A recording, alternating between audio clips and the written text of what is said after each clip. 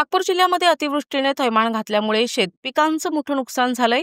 सावनेर कळमेश्वर तालुक्यातील नांदोरी, नंदापूर, ढालगाव, खैरी, केळवद, रामपुरी, जैतगड तसेच कळमेश्वर तालुक्यातील तिष्टी यासह अनेक गावांमध्ये शेतकऱ्यांचे कापूस, तूर या पिकांसह संत्रा आणि मोसंबीसारख्या फळबागांचे अतोनात नुकसान झालंय।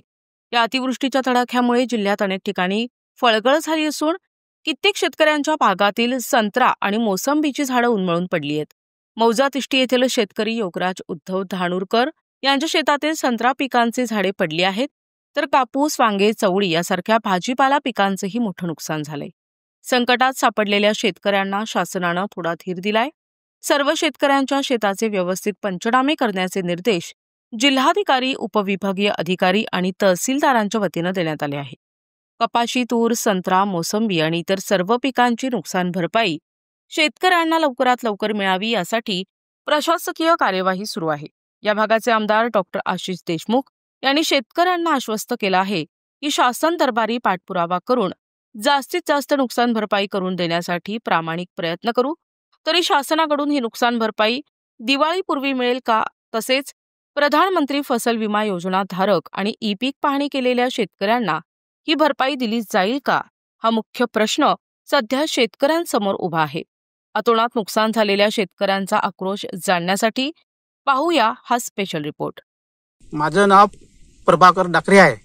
माझ्या भावाचं नाव नरेंद्र नत्तूजी डाकरे आहे। त्याच्या हिश्यावर ही शेती आहे। 4 एकर 700 झाडं आहे।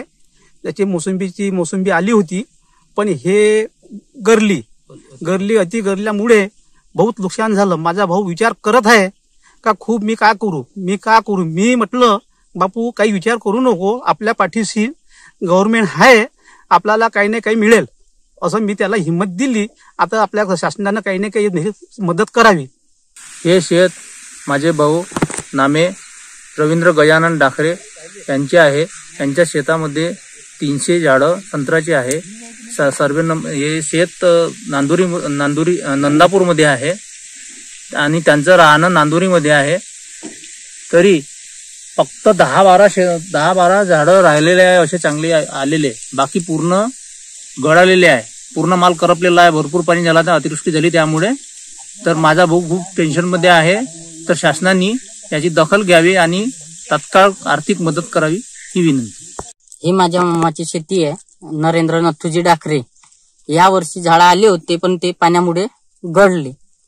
या वर्षी गळले आणि माझा मामा टेन्शन मध्ये राहते।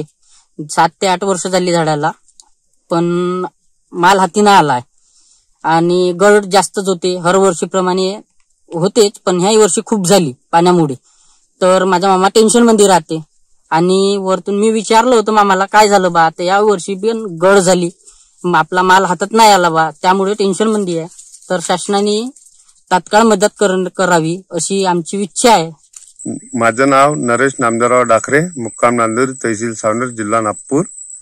शेती माझी नांदोरीमध्ये आहे। 123 सर्वे नंबर आहे। माझी शेती संत्रा, मोसंबी, 100 मोसंबीचे झाड आहे, 125 संत्र्याचे झाड आहे। पाण्याने पुरे झाडं गरलेले आहे। शासनाने लवकरात लवकर मदत करावी अशी आमची कास्तकाराची विनंती आहे। माझं नाव उमेश रामेश्वर लाभार। मागील पाण्यामुळे माझ्या पराठीचं फार मोठं नुकसान झालं। अतिवृष्टीमुळे झाडाची क्वालिटी बघा पुरी डाऊन आहे। मला याची तात्काळ म्हणजे अनुदान मिळावं याचं। प्लॉट बघू शकता माझ्यावाला। माझे नाव बाबाराव नथू शिवारे आहे। मी ढालगाव खैरीला राहतो। पाणी जास्त पडल्यामुळे हे एवढीशी पराठी राहिलेली आहे। मला हे पूर्ण 1-2च आहे आणि मला पैसे मिळावे, जगाव की मराव असं वाटते मला